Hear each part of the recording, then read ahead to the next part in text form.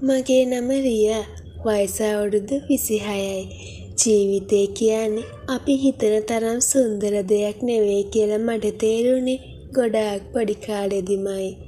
දුප්පත්කම නැතිකම එක්ක හැප්පෙනකොට හීන කියන දේවල් බඳ වෙලා යනවා. මම රස්සා විදියට තෝරගත්තේ සංචාරක හෝටලයක සාත්තු සේවිකාවක් විදියට වැඩ කරන එක. ඒක ලේසි පහසු රස්සාවක් නෙවෙයි. දවස් 30ෙම මහන්සි වෙන්න ඕනේ. හැබැයි මට වෙන කරන්න දෙයක් තිබුණේ නෑ. ගෙදර බර කරට අරගෙන හිටියේ මම. මට ඕනේ වුණා අම්මා ඉගෙන ගන්න නංගි බලාගන්න. මම වැඩ කරපු හෝටලේ තරමක් ලොකු විදේශිකයෝ වගේම සල්ලි තියෙන ලංකාවේ අය නිතරම එන තැනක්. මගේ රාජකාරිය වුණේ උදේවරුේ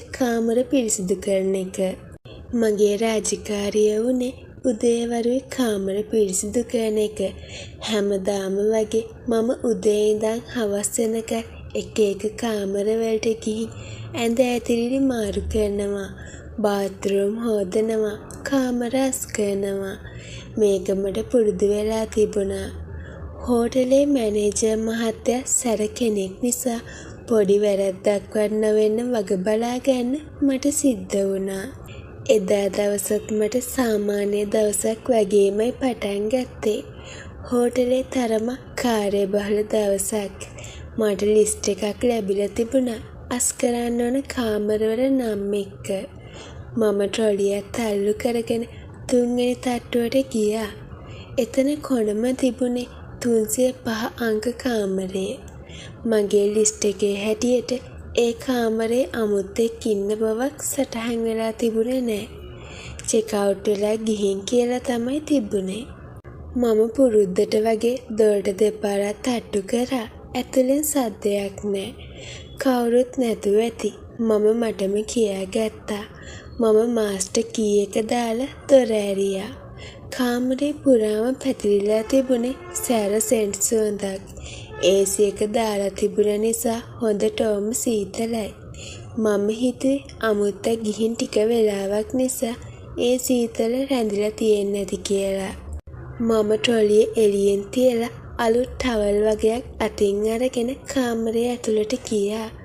ඇඳ පොඩ්ඩක් අවුල් වෙලා තිබුණා.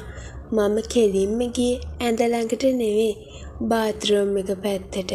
පාවිච්චි කරපු ටවල් ටික එකතු කරගන්න හිතාගෙන. ඒත් එක්කම මගේ ඇඟ සීතල වෙලා ගියා. බාත්රූම් එකේ දොර එකපාරටම ඇරුණා. එළියට ආවේ මැදි වයස පහු කරපු තරබාරු උස පිරිමි කෙනෙක්. එයාගේ ඇඟේ නූල් පොටක්වත් තිබුණේ නෑ. වතුර බේරි එයා එළියට ආවේ. මම කැසිලා ගියා. මගේ අතේ තිබුණ ටවල් ටික බිමට වැටුණා. මම ඉක්මනට අනිත් පැත්ත හැරුණා. Sorry sir. මම හිතුවේ රූම් එකේ කවුරුත් නෑ කියලා. මම වෙවුලන කටහඬින් කිව්වා. මගේ මුළු ඇඟම වෙවුලනවා. මට බය හිතුණා මේ මිනිස්සයා මට මොනව කරයිද කියලා. ඒ මිනිස්සයා මුලින්ම ගැස්සුණා වුණත් ඉක්මනටම එයාගේ මූණේ තිබුණ බය නැති වෙලා කපටි හිනාවක් මතුවුණා. එයා තුවාලයක්වත් ඇඳගන්න උත්සාහ කළේ නෑ.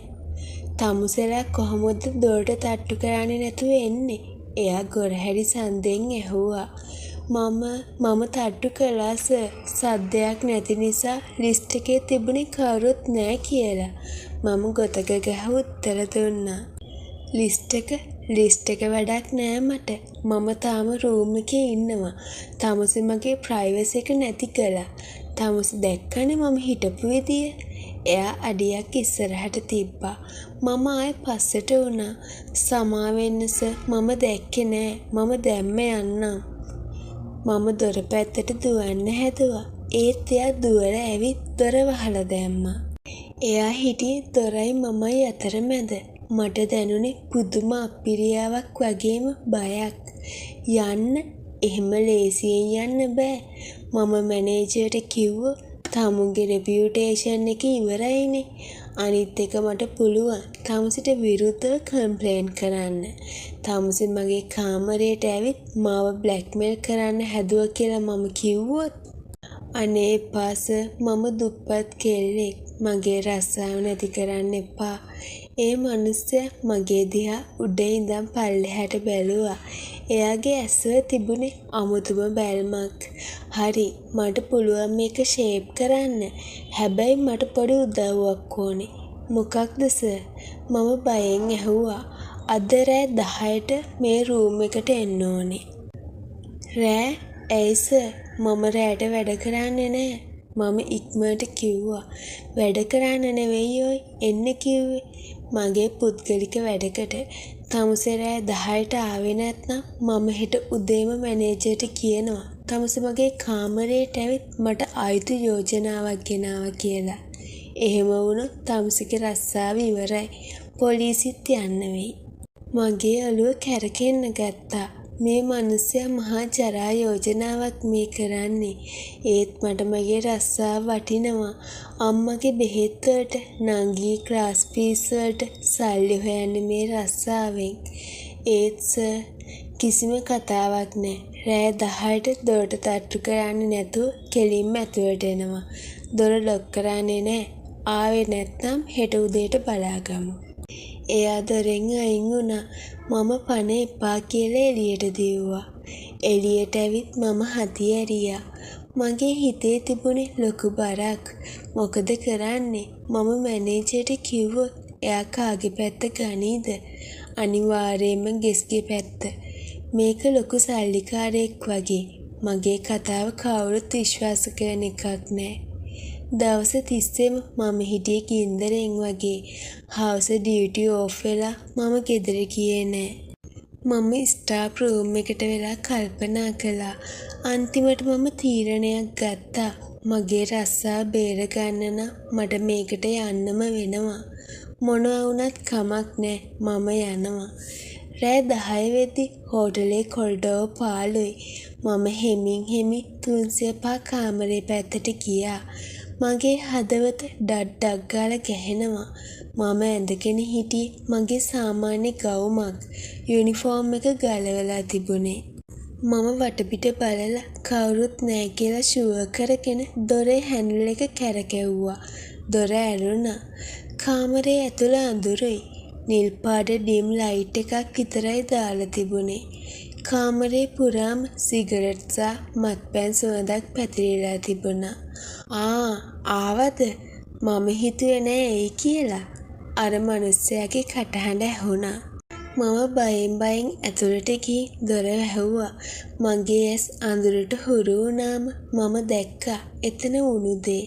අර වයසක මිනිස්සයා, එයාගේ නම ජයසේකර කියලා මම පස්සේ දැනගත්තා. එයා ලොකු පුටුවක වාඩි වෙලා හිටියා.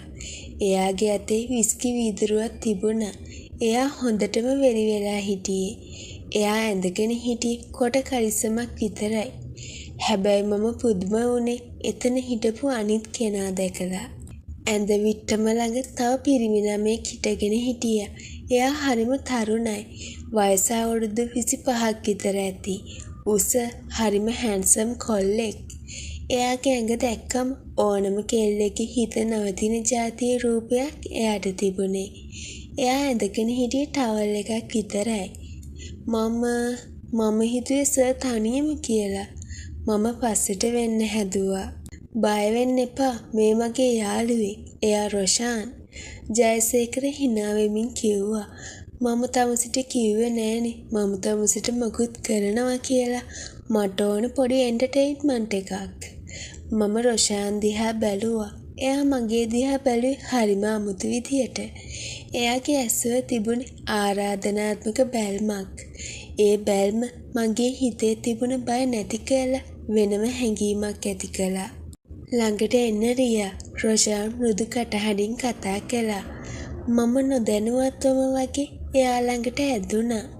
ජයසේකර පුටුවේ පස්සට හේතු වුණා. උඹලා දෙන්න පටන් ගනිල්ල. මට බලන් ඉන්න ඕනේ. එයා අනදෙන සැරෙන් කිව්වා. මේක මම කවදාවත් හිතපු නැති දෙයක්. මේ නාකි මිනිස්සයා මා මෙතනට ගෙන්න ගත්තේ එයාට ඕන දෙයක් කරගන්න නෙවෙයි. මේ තරුණ ළමයාත් එක්ක මම ඉන්නවා බලන්න. එක අතකින් මට ලොකු සහනයක් දැනුණා. මේ වයසක මිනිස්සයා මගේ ඇඟට අත තියන්නේ නැති එක ගැන. අනිත් අතට රොෂාන් වගේ ලස්සන කොල්ලෙක් එක්ක ඉන්න ලැබෙන එක ගැන මගේ හිතේ යටපත් වෙලා තිබුණ ආසාවක් මතුවුණා. රොෂාන් මගේ ළඟට ඇවිත් මගේ මූණ එයාගේ දෑතින් අල්ලගත්තා. බය වෙන්න එපා. එයා රහසින් වගේ කිව්වා. එයාගේ හුස්ම මගේ මූණට වැදුනා. ඊළඟ මොහොතේ එයා මගේ වලට නැඹුරු වුණා. ඒ හාදුවත් එක්ක මගේ මුළු ලෝකෙම නතර වුණා වගේ දැනුණා. අවුරුදු ගානකින් මට පිරිමි පාසක් ලැබිලා තිබුණේ නෑ. රොෂාන්ගේ හරිම මෘදුයි වගේම උද්‍යෝගිමත්. මම එයාට ප්‍රතිචාර දක්වන්න පටන් ගත්තා. මගේ ඇත් එයාගේ ශක්තිමත් පිටවටා එතුණා. ජයසේකර එතන ඉන්නවා කියන එකත් මට මොහොතකට අමතක වුණා. මම ඊට ඉඩ දුන්නා. මගේ හිතේ කිසිම අකමැත්තක් තිබුණේ නෑ. මොකද රොෂාන් කියන්නේ මම හීනකින්වත් දැකපු නැති තරම් ආකර්ශනීය පිරිමියෙක්. ඔව් ඔහොම යමු. ජයසේකරගේ කටහඬ ඇහුණා. එයා දිහා බැලුවම මම දැක්කා. එයා අපි දිහා බලාගෙන තනියම සතුටු වෙනවා. එයාගේ ඇස්වල තිබුණේ පුදුම කෑදරකමක්. ඒත් ඒ වෙලාවේ මට ඒ ගැන හිතන්න ඕන වුණේ නෑ. රොෂාන්ගේ ශක්තිමත් සිරුර මගේ ඇඟ උඩට ආවා. එයාගේ පාස විඳගන්න මම හිටියේ නොයවසිල්ලෙන්. කෙල්ලට ඕන විදිහට කරපන් රොෂාන්. ජයසේකර කෑ ගැහුවා. රොෂාන් මාව එයාගේ ග්‍රහණයට ගත්තා.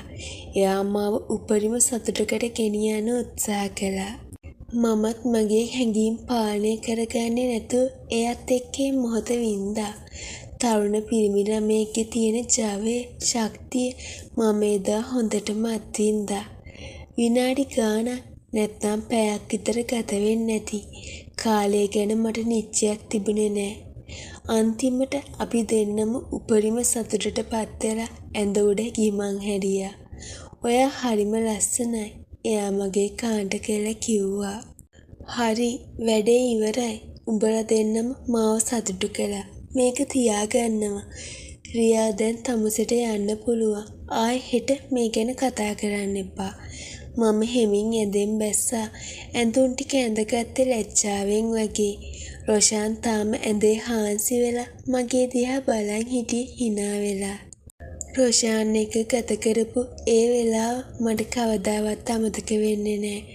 පහුවදා උදේ මම සුපුරුදු විදියට වැඩට ආවා. ජයසේකර උදේම චෙක් අවුට් වෙලා ගිහින් තිබුණා. රොෂාන් මම ආයේ කවදාවත් දැක්කේ නෑ. ඒක මගේ ජීවිතයේ රහසක් විදියට හැමදාම මගේ හිතේ තියෙයි. මේ වගේ කතා කියවන්න කැමති අය අපිව සබ්ස්ක්‍රයිබ් කරගෙන යන්න. මේ කතාව ලස්සනයි නම් ලයික් එකක් කමෙන්ට් එකක් දාගෙන යන්න අමතක කරන්න එපා.